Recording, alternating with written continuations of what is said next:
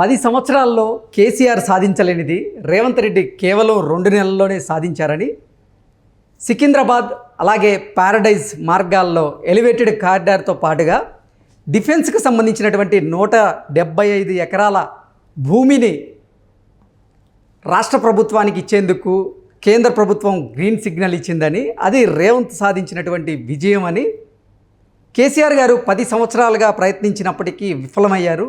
కానీ రేవంత్ రెడ్డి అధికారంలోకి వచ్చిన కేవలం 2 నెలలకే దీన్ని సాధించి తీరారు అంటూ కూడా ఒక వార్త ఇప్పుడు మీడియా మాధ్యమాల్లో వస్తున్న నేపథ్యంలో ఈ అంశానికి సంబంధించి మనతో మాట్లాడేందుకు ప్రముఖ టీడీపీ అధికార ప్రతినిధి సూర్యదేవర్ లత గారు మనతో ఉన్నారు. లత గారితో మాట్లాడదాం. లత గారు నమస్తే అండి. నమస్తే.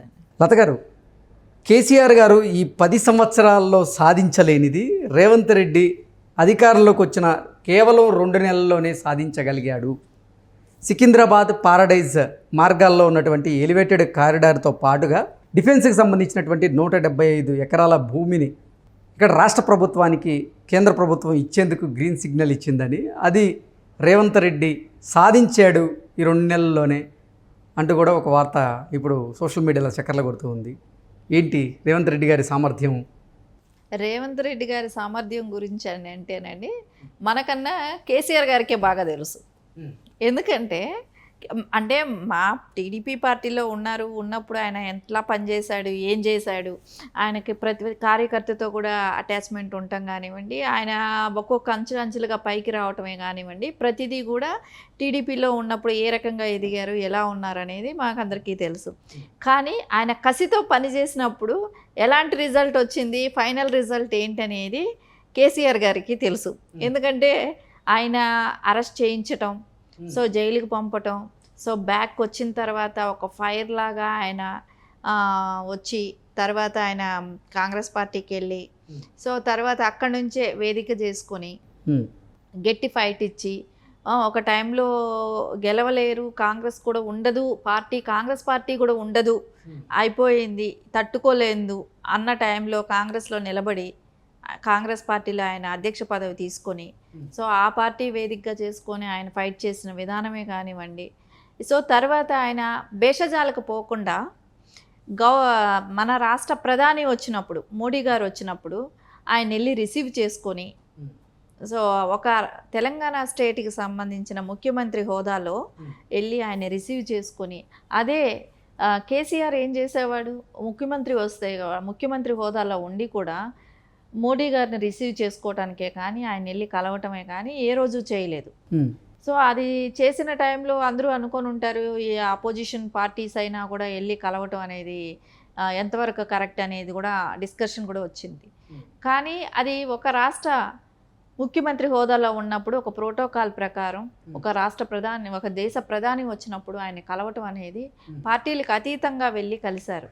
సో ఆ రోజు అన్న వాళ్ళందరూ ఈరోజు దాని గురించి మనం స్నేహభావంగా ఉంటేను అవతల వాళ్ళు కూడా అలాగే ఉంటారు అనేదానికి ఒక నిదర్శనమే ఈరోజు సెంట్రల్ గవర్నమెంట్ దగ్గర నుంచి ఈ 175 ఎకరాలు స్టేట్ గవర్నమెంట్కి రావడం అనేది మంచి పరిణామం. అలా స్నేహభావంగా ఉండి చేసుకోగలిగితే మనం స్టేట్ని డెవలప్ చేసుకోగలుగుతాం. కానీ మనం విద్వేషాలకు వెళ్ళి ఎంతసేపు ఒక పార్టీ గురించి మనం చర్చించుకోవాల్సి వచ్చినప్పుడు ఓన్లీ ఎలక్షన్లు అప్పుడే ఉండాలి. తర్వాత ఎప్పుడూ కూడా దేశ అభివృద్ధి కానీ రాష్ట్ర అభివృద్ధి గురించి ఆలోచించాలి. అలా ఆలోచించినప్పుడే ఇలాంటివి మనకు అనిపిస్తుంది, మంచి రిజల్ట్స్ వస్తాయి. ఈ రిజల్ట్స్ ఎవరికి పనికొస్తాయి? ప్రజలకు పనికొస్తుంది.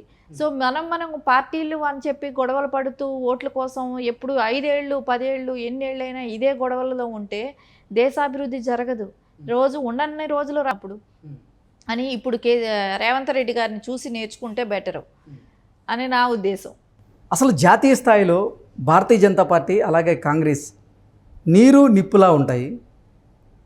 ఇప్పుడు అసలు రేవంత్ రెడ్డి గారి అధికారంలోకి వచ్చినప్పటికీ కూడా మొన్నపోయి మోదీ గారిని కలిసి ఇప్పుడు ఎలివేటెడ్ కారిడార్కి కానివ్వండి, డిఫెన్స్కి సంబంధించినటువంటి భూములు రాష్ట్ర ప్రభుత్వానికి ఇచ్చేందుకు గ్రీన్ సిగ్నల్ ఇప్పించుకున్నారు అంటే ఏంటి, అసలు ఏం జరుగుతుంది తెర వెనక?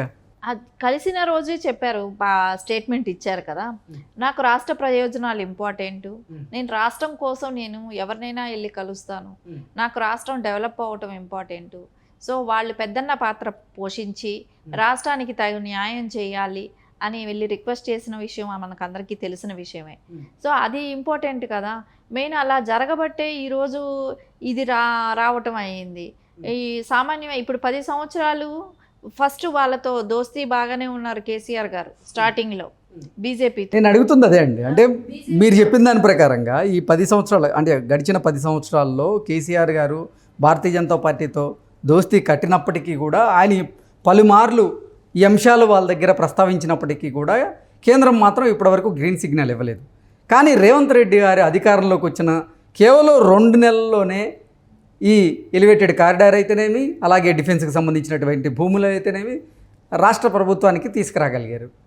ఎందుకు బీజేపీ పెద్దలు కేసీఆర్ గారికి ఇవ్వలేదు, ఇప్పుడు రేవంత్ రెడ్డి గారికి ఇచ్చారు అంటే ఏం చెప్తారు? అదే మనం ఉండే మంచిదనం బట్టే ఉంటుంది అనేది. ఎందుకంటే సరే ఇచ్చారు, వెళ్ళి ఈయన అడిగున్నాడేమో, అడిగాడో లేదో కూడా మనకు తెలియదు. ఆ రోజు దాని గురించి ఆయన మాట్లాడాడో లేదో కూడా మనకు తెలియదు. అడిగాడని ఇప్పటి వరకు కూడా మనకు బయట ఎలాంటి స్టేట్మెంట్ ఇవ్వలేదు. నేను అడిగాను వాళ్ళు ఇవ్వలేదు అనేది. అంటే చాలాసార్లు గతంలో ప్రయత్నం చేసినట్లుగా వార్తలు వచ్చాయి, మనం చూస్తూనే ఉన్నాం. కానీ అడిగిన విధానం ఎలా ఉన్నదో, ఎందుకంటే ఈయన అహంకారపూరితంగా ఉంటారనేది మనకు అందరికీ తెలిసిన విషయమే. తెలంగాణని నాది, మీరు వచ్చిపోయేదేంటి నా జాగీరలకి అనే విధంగానే ఉండేవాళ్ళు కదా. సో తప్పకుండా వాళ్ళ ఉద్దేశంలో ఈయనకి ఇద్దామని తీసుకున్న టైంలో ఈయన అహంకారం బయటపడి ఉంటుంది. వెళ్ళి అడిగారు, సో 1 ఇయర్కో 2 ఇయర్స్కో ఇచ్చేవాళ్ళేమో. సో ఈయన అహంకారం బయటపడేటప్పటికి ఆగిపోయి ఉంటుంది. సో ఈయన ఎప్పుడూ కూడా సామరస్యంగా పని చేసుకుందామనే కానీ, వాళ్ళకి మనకేం కావాలనేది వాళ్ళని అడగటమే కానీ అలాంటిది ఏ రోజు ఉండదు ఈయనకి. సో వాళ్ళు ఎవరో వచ్చారు పోయారు. సో గవర్నర్ వచ్చినా అంతే, రాష్ట్రపతి వచ్చినా అంతే. గవర్నర్కైనా అదే మర్యాద, రాష్ట్రపతికైనా ప్రధానమంత్రికైనా ఎవరికైనా కూడా ఆయన ఇచ్చే మర్యాద అంతే. ఎందుకంటే ఆయన ఇంట్లో నుంచి రాడు, బయట రాడు, ఫామ్ హౌస్లో ఉంటాడే కానీ ప్రగతి భవన్లో కూడా ఉండడు. ఇంకా సెక్రటరేట్కి మనం చూడనే లేదు, 10 ఏళ్ళుగా ఆయన వెళ్ళనే లేదు.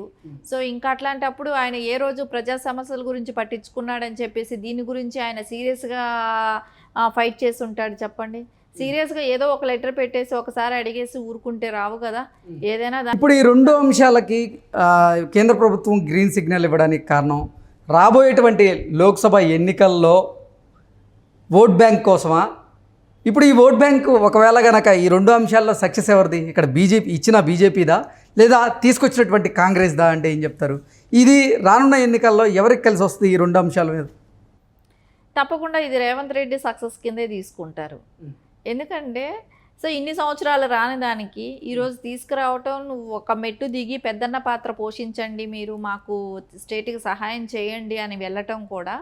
సో అంటే ఇన్ని రోజులు ఇవ్వకుండా, ఇన్ని సంవత్సరాలు ఇవ్వకుండా ఎన్నికల ముందే ఇవ్వడం కూడా భారతీయ జనతా పార్టీ వ్యూహంలో భాగమై ఉండొచ్చుగా. అది కూడా అవ్వచ్చు. ఎందుకంటేను ఇన్ని సంవత్సరాలు ఇవ్వలేదు, వాళ్ళకి మేము చెప్పుకోవటానికి ఒకటి ఉంటుంది బీజేపీ క్యాడర్కి. ఇక్కడ రేపు ప్రచారాల్లోకి వెళ్తే మేము ఇది చేశాము అని, తెలంగాణ స్టేట్కి మేము ఇది ఇచ్చాము చేసామని చెప్పుకోవటానికి ఆస్కారం ఉంటుందని వాళ్ళ ఉద్దేశం అయి ఉండొచ్చు. కానీ దీనిలో ఎక్కువ మైలేజ్ వచ్చేది రేవంత్ రెడ్డి గారికే వస్తుంది. ఓకే, అంతే అంటారా? వాళ్ళ ఉద్దేశం అది అవ్వచ్చు, కానీ మైలేజ్ ఎక్కువ వచ్చేది రేవంత్ రెడ్డి గారికే వస్తుంది. ఓకే లత గారు, థ్యాంక్ యూ సో మచ్.